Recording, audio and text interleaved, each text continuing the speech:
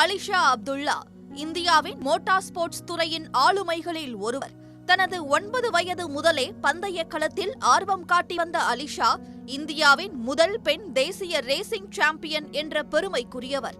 Motor பந்தய ஜாம்பவானான RA அப்துல்லாவின் மகளான அலிஷா தனது 13ஆம் வயதில் MRF தேசிய கோ கார்ட்டிங் சாம்பியன்ஷிப் பட்டத்தை வென்று அனைவரது கவனத்தையும் ஈர்த்தார்.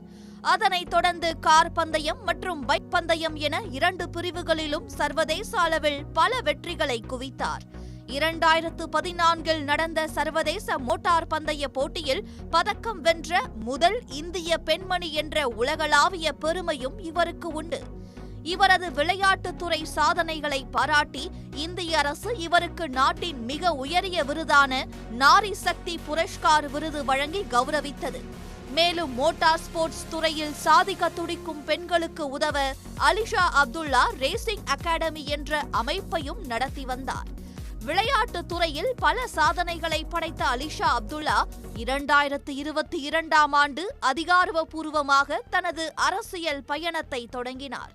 சென்னையில் நடைபெற்ற நிகழ்ச்சியில் அப்போதைய தமிழக பாஜக மாநில தலைவர் அண்ணாமலை முன்னிலையில் பாரதிய ஜனதா கட்சியில் தன்னை இணைத்துக் கொண்டார்.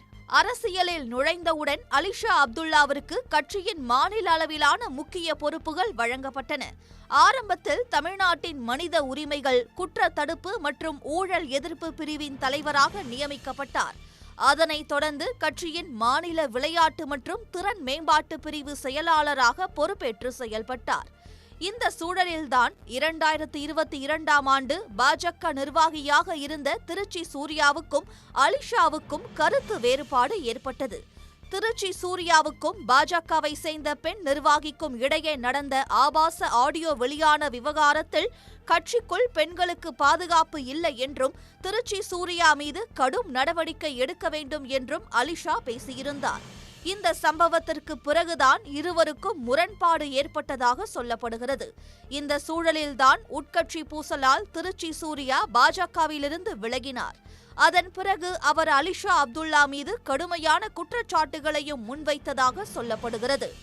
கடந்த ஓராண்டிற்கும் மேலாக தனது பிரசவ காலத்திற்காக அலிஷா அப்துல்லா தீவிர அரசியலிலிருந்து தற்காலிகமாக ஒதுங்கியிருந்தார். அண்மையில் இவருக்கு 2 குழந்தைகள் பிறந்தன. இந்த சூழலில்தான் அலிஷாவுக்கு பிறந்த பச்சிளம் குழந்தைகள் குறித்தும் அவரது அந்தரங்க வாழ்க்கை குறித்தும் யூடியூப் சேனலில் திருச்சி சூர்யா மிகவும் ஆபாசமாகவும் அருவருக்கத்தக்க வகையிலும் சமூக வலைத்தளங்களில் பேசியதாக கூறப்படுகிறது. குறிப்பாக அரசியல் காழ்ப்புணர்ச்சியோடு பச்சிளம் குழந்தைகளை இழிவுபடுத்தும் வகையில் வீடியோக்களை வெளியிட்டதாக அலிஷா குற்றம் சாட்டியிருந்தார். ஒரு பெண்ணாக, தாயாக கடந்த 2 வருட அவதூறுகளை நான் சகித்துக் கொண்டேன். ஆனால் தனது 3 மாத பச்சிளம் குழந்தைகளை கொச்சைப்படுத்துவதை தன்னால் தாங்கிக் கொள்ள முடியவில்லை என்று யூடியூபர் முக்தார் திருச்சி சூர்யா மீது சென்னை காவல் ஆணையர் அலுவலகத்தில் கண்ணீர் மல்க அலிஷா புகார் அளித்தார். ஆல்மோஸ்ட் ஒரு 2 இயர்ஸ் நான் அரசியலுக்கு வரும்போதே பேசினாரு. முக்தார் சிவா பேசினாரு. நான் விட்டுட்டேனா, ஏன்னா walking tax to not byte ஒரு ஃப்ரேஸ் இருக்குது இங்கிலீஷில். அப்படியே விட்டுட்டேன். நான் பேசுகிறாரு, சரி அவங்க டிஆர்பி ரேட்டிங்ஸ்க்கு பேசுகிறாரு, நான் விட்டுட்டேன். ஆனால் 12 டேஸ் பேக்கு ஒரு வீடியோ வந்துச்சு. எப்படின்னா என்னோட நியூபார்ன் பேபிஸ் பற்றி பேசினார். ஒன்று என்னோட மூஞ்சி இருக்குது, இன்னும் ஒன்று குழந்தை என்னோட மூஞ்சியே இல்லை. அதில் ஃபோட்டோ அண்ணாமலை சாரோட ஃபோட்டோ வச்சுட்டு அப்படியே ஃபோட்டோ எடுத்து போட்டார். என்ன தகுதி இருக்குங்க அவருக்கு பேசுறதுக்கு? நான் விட மாட்டேன். இந்த வாட்டி till he goes behind bars நான் விடவே மாட்டேன். நான் I am very strong.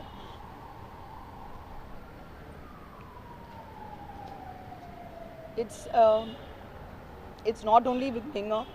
He has spoken about lot of women. இந்த மாதிரி அவங்களுக்கு 2 பசங்க இருக்கிறாங்க, 2 கேர்ள்ஸ் ஹி ஹாஸ். எப்படிங்க இந்த மாதிரி பேச முடியும்?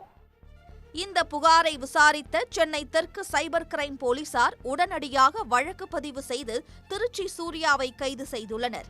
மேலும் தலைமறைவாக இருக்கும் யூடியூபர் முக்தாரை தேடும் பணியில் தனிப்படை போலீசார் தீவிரமாக ஈடுபட்டுள்ளனர். உடனுக்குடன் செய்திகளை தெரிந்து கொள்ள சன் நியூஸ் பெல் ஐகானை கிளிக் பண்ணுங்க.